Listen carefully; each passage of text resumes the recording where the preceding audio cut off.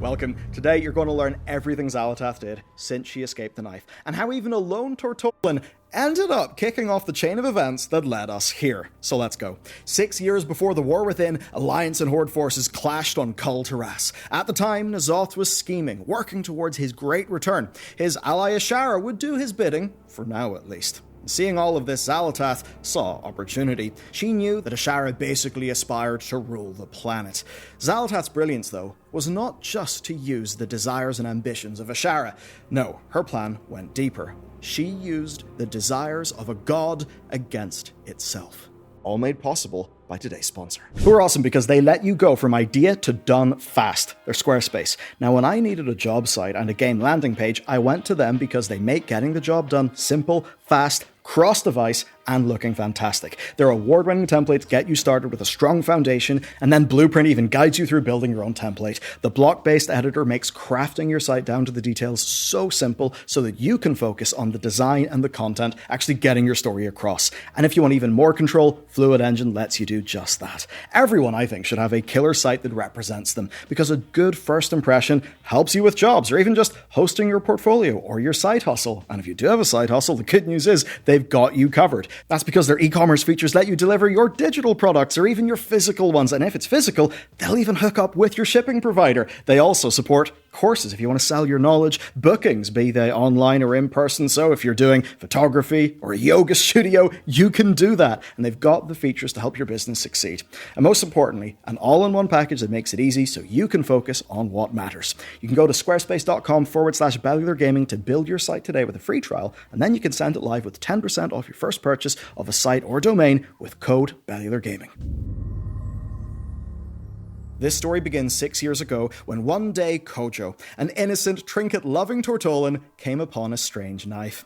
He couldn't have imagined that this knife would be the first step towards World's End, and so he felt compelled to hand the knife over to us.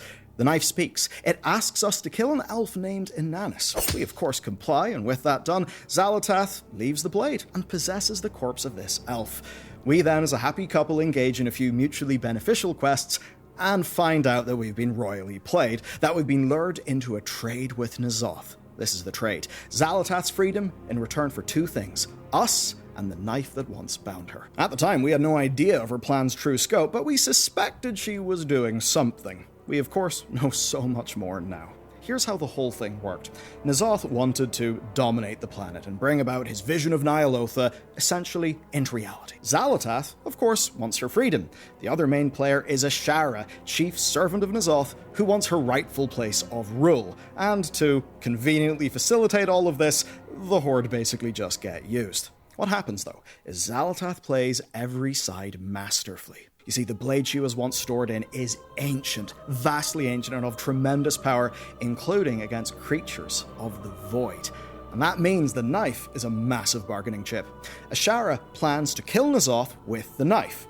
N'Zoth plans to have us defeat Azshara before she does, but after she frees him from his prison, because he wants to be free, but in order to hit him with the knife, she basically had to free him from his old god prison, which is why the entire Eternal Palace raid went down. And so with that, you can see why Xal'atath traded both the knife and us. Azshara, having the knife, got just far enough in her plan to release N'Zoth, but was stopped by us before she was able to kill him. For his part, N'Zoth, having tested us in the Crucible of Storms raid, knew that we would win that fight. But of course, Xal'atath knew that ultimately we would also defeat N'Zoth. You see, Xal'atath was wielded by the hero of Azeroth as they defeated Argus. Argus, a literal god. But it's actually more than that. It's abundantly clear that Xal'atath has a profound understanding what Azeroth's World Soul is, and during BFA, the World Soul is what was giving us our power. It actually cuts through to today. During the War Within, as Dalaran fell, a coin is found in the fountain. Text is inscribed in the coin, and this is what it reads: "The soul of your world is in the palm of my hands." And yes, it's signed by Xal'atath. That's the point. She knows the power of the World Soul, and that, imbued with it, we would be able to defeat N'Zoth, which is what her entire plan hinged on. And that's the perfect example of how Xal'atath operates. She cuts deals, she offers power, and she uses the opportunity created by her target's desires to get what she wants. And so with that in mind, let's go back to whenever she stepped into that portal during BFA, and let's track the next 6 years from the perspective of Xal'atath as she wove the plan that leads us into the War Within. Now free, Zal said about her plan where Khazalgar represents massive opportunity. Her ultimate goal is the World Soul, and that's where the core way eventually leads. But also around there, we find the Chamber of Memory. The Chamber of Memory is an interesting thing. More on that later because it's totally slipped under the radar, but suffice to say, the War Within was preceded by Radiant Echoes for a reason, and Xek'Vir has been up to some suspicious stuff. Go deeper then, you find the Bellular and the Arathi, the Bellular of course being extremely useful to someone like Xal'atath, as light and void are but sides of a coin. To go deeper again, you get Nerubians, Black Blood, the Breathing Pit, the roots of Eluna here, and other strange, mysterious things. A lot of power, and in each case, power protected by a people. Xal'atath needs to seize that power, so she needs to destabilize her foes and use our strengths against us. Target 1 then is the Nerubians. Xal'atath had been whispering to Queen Neferess from afar for a long time. She had use of them. She knew N'Zoth would be defeated.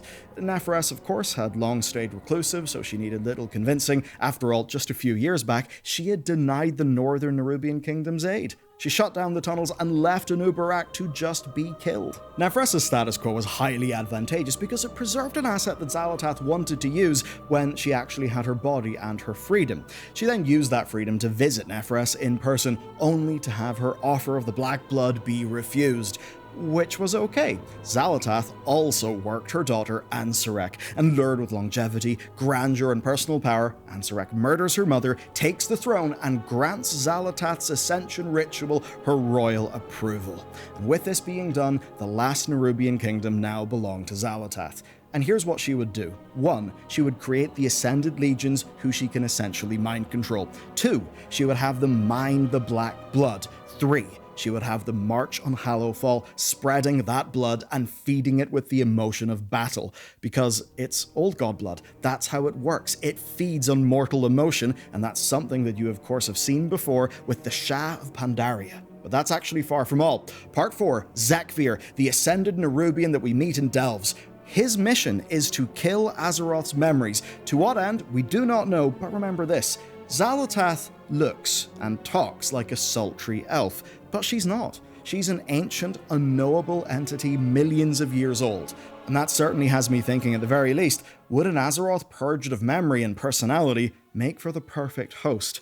We don't know, but she must be doing something with Azeroth's memories for a reason. Putting all this together, we see the initial threat of this expansion, that Azeroth is drenched in the Black Blood, is screaming out that the Void is coming, and, it seems, if we're not careful, we'll lose her memories, including the memories of us helping her, and that she'll become depersonalized, which could mean we'll lose her. That all makes for a great plan, but before we could arrive to play our part, Xal'atath had to work the Isle's other residents, because her plan is quite a bit deeper. Life in Hallowfall wasn't all that bad in the initial years, but Belladar's first turn to Shadow changed that. Kobus emerged from the seas, Nerubians assaulted settlements, skittered in through walls and cracks, they sowed fear, they sowed doubt, and they created pressure. Pressure matters a lot here, because as Pandaria teaches us, negative emotions are like the pins in a lock being pressed, but apply pressure and now you're in. For Xal'atath, though, that lock is the mind of her target, and there are 3 primary targets, people whose fall would destabilize her enemies and enable ultimate victory. Given what it probably is, you might think Belladar's the #1 target, but in a way it isn't, and that's because no Nerubian surface attack in the core way could survive the full strength of the Storm Riders. That meant Zal had to take them down. Baelgrim, their leader, was too stubborn, but his second Goran was a prideful earthen. He was jealous, so Xal'atath simply gave him the means to get what he wanted. With that, one trap was set, but of course the Earthen are more than just Storm Riders, and the Earthen were in crisis. Their awakening machine had long been broken, and the continued success of their literal purpose for existing demanded it operate, but the foolish High Speaker was an arrogant Earthen, and that meant he was an easy mark. Xal'atath simply gave him what he wanted. Again, it was the awakening machine working, but with a little bit of a twist, where it would transform any who enter it into Scaradin, void, earthen, yet more cannon fodder. Back in Hallowfall, efforts were not as easy, but years of endless, hopeless battle against the dark drained the locals' will, and for Elfric Reed, it was just too much. He broke. he pondered on Bellular and realized that its dark form was inevitable, so why fight clear destiny? There was also propaganda going around speaking of a harbinger of the night, and to him, this is all he needed. A belief system, a purpose, a reason to fight. And so he took the name Harbinger of the Night for himself and founded the Order of Night. And so, with her 4 targets manipulated, Xal'atath was ready. The black blood flowed, the land was polluted, it was all set for the trap. Goran stood ready to sabotage the Storm Riders, the deeps ground to a halt, and Elfric grew his cult ready to strike. Xal's trap was ready, but she still had quite a lot more work to do. Remember, Xal'atath's an ancient being. She probably knows every void artifact spread around the planet, including the Dark Heart. We don't know when, but it seems at some point after leaving Stasis, Xal'atath and Iridikron struck up a bargain, one that's by now fairly familiar. She would give him what he needed to achieve his goal, and in doing so, she would get what she wants. Now, the deal with Iridikron is fairly simple. He hates the Titans. To him, they claimed his world, corrupted its creatures, and enslaved all to their will. He's extreme, he loves the fight, but unlike some, he is cautious, he's actually intelligent, and he thinks about the big picture. So, soon after escaping the Vault of the Incarnates, he makes a deal with Xal'atath. They would basically keep us busy using the other Incarnates, and then they would use that as a cover to pull off the ultimate heist, to steal Galakron's essence from the past. To do this, Iridikron hunts down the Dark Heart, a prototype weapon of Void from Deathwing's old lab. He then sets Farak on a destructive rampage fueled by Shadowflame and used all that as cover to attack the Timeways, where leveraging our desire to protect Nozdormu, he channeled the essence of Galakron into the Dark Heart and made his escape through a portal. And that is the moment where we caught a glimpse of Xal'atath. It's a moment where both their plans were paying off, and that's because we say that every villain is the hero of their own story. That's absolutely true here. From our point of view, it absolutely looks like Xal'atath is just using Iridikron. Ask Iridikron, he'll say he's using her. And that's because at the end of the day, Xal'atath wants the World Soul, Iridikron wants to kill the Titans, and he knows that if the World Soul is under true threat, the Titans will arrive, so he can kill them and presumably just betray Xal'atath. And he proves this when Veranoth asks him why he trusts the Void. He retorts, "I trust its hunger." That's basically the point. By now then, Xal'atath was close. Khazalgar was ready. She has the Dark Heart, she has the essence from Galakron. All she would need to do is spring her trap, and that involves getting us into the right place. Dragonflight ended with the blooming of Ymir Drasil. All seemed well. All of our characters were getting together, having hugs, being happy, and this is something that Xal'atath could use.